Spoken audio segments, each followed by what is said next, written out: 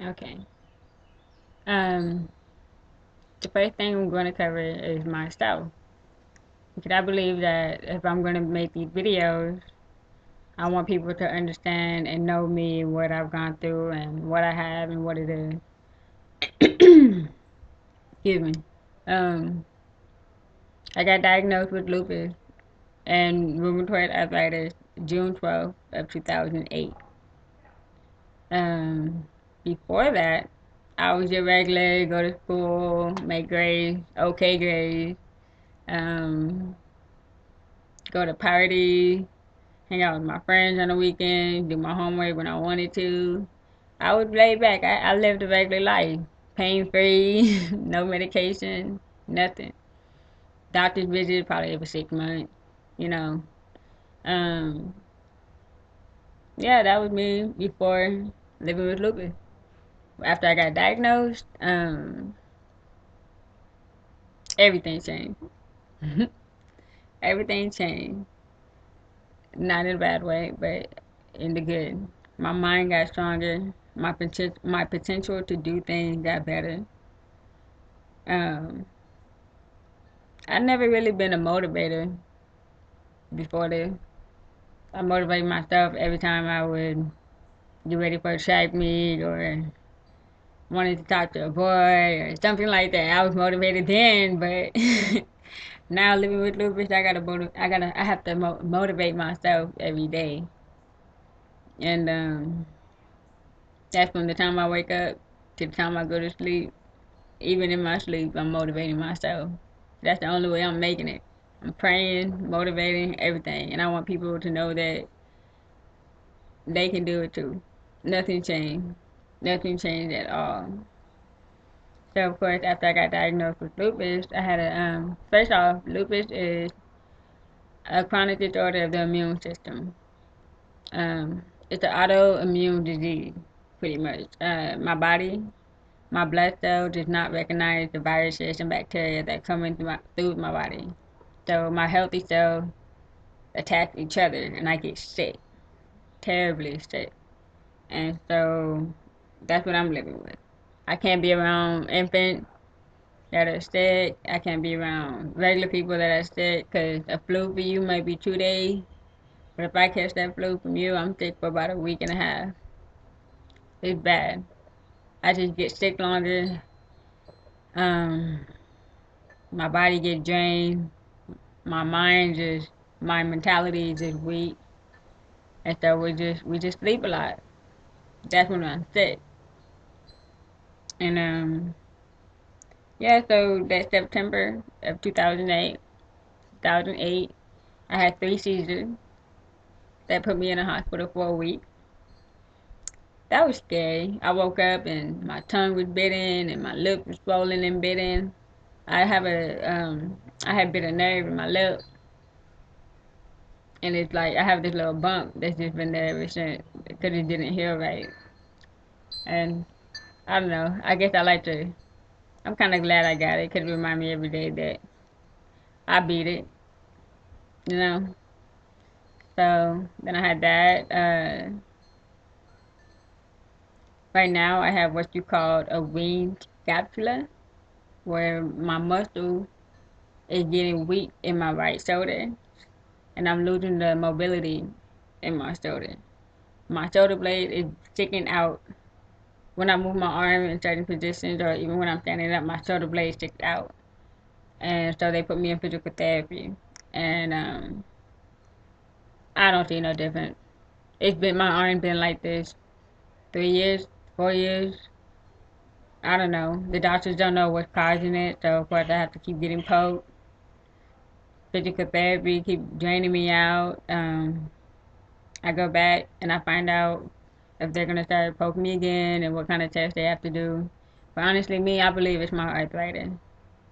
I've learned to ignore it. I can't even lift my right arm above my head. I can't reach out to a certain extent. I can't reach back. I have tormenting pain. My whole arm become numb. I can't move it. My neurologist gave me a medication. It's almost like a Vicodin, honestly. It just gives me that high. but it helped the pain a lot. And at first, I was kind of skeptical about taking it because it was just another medication I had to worry about paying for. But it helped. Um, yeah, another event I had inflammation in my stomach lining in my lung, and that took about a week and a half to heal. When I went to the hospital that night, basically what that felt like is somebody taking a lighter and running it under your organ, setting you on fire, and you can't put it out. They gave me 3 doses of morphine. I was still up and crying, and they gave me something that was stronger than morphine. They gave me that twice, and I was still up. I didn't go to sleep until I got back home that morning. They let me go home. There's nothing else they could do. Um, Other than that, it's just other times I just been sick. Um, when I had got diagnosed with lupus, I was running track. And with track, you can't be in the sun. And with my arthritis, that just is like a pow pow. So at the time when I was running track and I didn't know I had lupus, I was out there in the sun every day, woof, running, doing track passes, and my hands swelled up.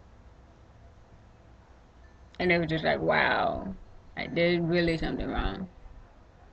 And honestly, I was ready for whatever was coming. I was ready. I was scared, but I was ready. Something just took a hold of me and just told me, all right, right, you got this. And it's funny because honestly, before I even found out I was diagnosed, I had a friend whose mom had lupus. She had the discoid lupus. And see, that was my first time learning about it. And when she told me about it, I went home, looked it up, did my research. That's one thing about me. I like to do a lot of research on interesting topics, something that's gonna help me and benefit me, and just help me understand it if I were to come upon somebody that had it. And so I did my research on it, and it's funny that maybe I think it was 3 years later after I learned what lupus was that I get diagnosed. It's probably 2 years, somewhere around there. But I said, wow, I think that's why I didn't really take it that hard because I didn't already done my research on it and stuff like that. So honestly, I think God did this to me for a reason. When I found out what it was, I don't know, it's just a coincidence that I never knew about lupus until I met his mom, and then years later I get it. It's weird. I got diagnosed. I'm not gonna say when I get it because I had the butterfly rash on my face even when I was little. Um, Probably I think the first I go back was 12, 13. I had like little freckles. It was actually cute, and they called that the butterfly rash.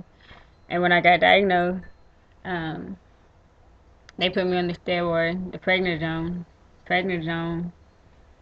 Uh, people that take prednisone will tell you it's the worst medicine. It's bad. It's a steroid, and it's just horrible on the body. It's hard. When I first got on that medication, my doctor was telling me that I was bound to gain more weight. I was already 150 with double D's. I was already chubby, but to gain more weight, oh man, I got scared. But with me, for some reason, it made me lose my weight. Um, I went from 150 to 125. And it was just a big, big change. I was like, wow. Even all my friends were like, oh my God, man, you lost a lot of weight. I didn't do nothing. I just slept all that summer. After I had got diagnosed, I slept. I stayed in the house. And then when I got back to school, I always had me some little part-time job just to keep the money coming in. So I wanted to save up for a car. And eventually, like while I'm still moving on, going through high school, I'm learning how to live and find other alternatives for the things I can and cannot do because I did have limitations. I couldn't be out in the sun. So when I went out at night, stayed out all night. Like I said, I was still doing what a regular teenager does, but I had limitations. And I can say that I have enough experience through obstacles that other people never experience, but I don't have enough experience and knowledge about something that somebody else has gone through that's worse than what I've gone through. But I think I have enough to actually tell my story to motivate people to actually just get up, keep moving around, and establishing a foundation for themselves so that they can live the life that they wanted. Because every day that they wake up is another blessed day.